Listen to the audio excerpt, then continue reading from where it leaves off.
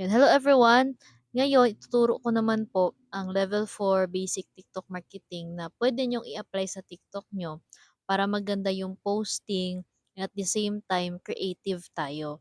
So yung level 1 is pwede gumamit ng random pictures, lalagyan ng captions related sa business. Level 2, random videos na lalagyan ng captions related sa business or related sa pagpo-prospecting. Ang level 3 naman is video mo nalalagyan din natin ng captions para makapam-prospect. This time, medyo level up 'to. Kasi random videos mo, nalalagyan natin ng audio ko or audio ng kahit sinong leader sa digital master na makita mo sa TikTok na nagsasabi about sa business. So, ganito yung setup natin. Unang gagawin mo is hanapin mo yung account ko sa TikTok or any digital master. So, ngayon mas better account ko na lang, okay? I-search mo lang po Shane, Digital Master Shane. Pero ito guys, Digital Master Shane is subject to changes kasi nasususpend minsan yung mga accounts natin sa TikTok. So, ito ngayon yung active ko. Ito siya. Ayan. So, may mga videos dito at ang gagawin natin, kukunin mo yung audio. O for example, itong audio nito. Ang sabi nito, alam mo ba na kung meron kang 2 to 3 hours na bakanting oras, may Facebook or TikTok, at meron kang internet, pwedeng-pwede ka dito sa Digital Master. Yun, ganyan. Kukunin mo yung audio na yan kasi ilalagay natin yan sa video mo. So, ito yung una mong gagawin. Dito ka, nakikita mo yung mukha na maliit sa dulo? Ito yung umiikot na mukha sa baba, sa lower right side. I-click mo yan. Original sound. I-use sound mo lang. Pag na-use sound mo na yan, pwede ka mag-video on the spot sa cellphone mo or pwede din may video ka na sa cellphone mo. Simple lang naman, pag video on the spot, ipiplay mo lang dyan, ganyan. Pero, pag meron ka ng video sa cellphone mo, dito ka lang sa square.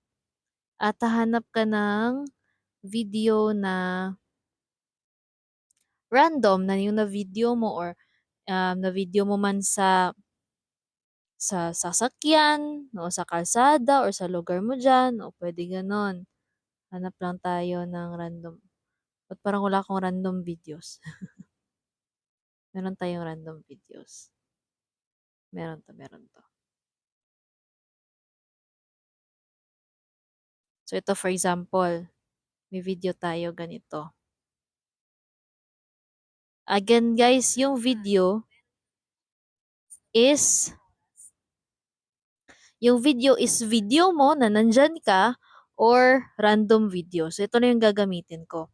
Ngayon, pag-add ko nitong video na to, pag next ko sa kanya, paano kung meron kang 2 to 3 hours na bakanting oras, may Facebook ka or TikTok, at meron kang internet, pwede ka. Ayan, kung naririnig nyo yun, yan yung audio, di ba, kanina dun sa video. So, andito na yung audio sa random na video. Ngayon, ang next step mo, kung gusto mo na lumabas dun sa video, yung mga pinagsasasabi ng audio, dito ka lang sa captions. Captions, hayaan mo lang na mag-loading yan. Ayun. Ayan yung text, 'di ba? Alam mo ba na kung meron kang 2 to 3 hours na bakanting oras, bago mo yan i-close, style mo muna. O, pili ka lang dito, anong effects gusto mo. Yan, pili ka lang, andiyan pa yan sa baba. Pag nakapili ka ng effects na gusto mo, for example, ito yung sa akin, X mo lang. X mo. Pag na-X mo yan, tingnan mo, i-play mo siya. Yan, lumalabas na yung text sa baba. Actually, pwede mong i-drag ang text. Click mo ang text, tapos pwede mo ilagay dito sa taas or saan mo gusto ilagay. O dyan lang sa baba, play. Oh, ganyan lang siya hanggang sa dulo.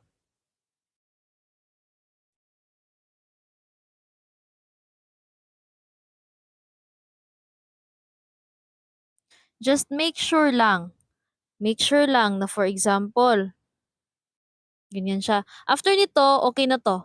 Ine-next mo na lang, tsaka lalagyan mo ng hashtags. Hashtag, hashtag. Tapos okay na 'yan, post na siya. Pero ibabalik ko muna bago natin i-post. Make sure lang na for example, ito yung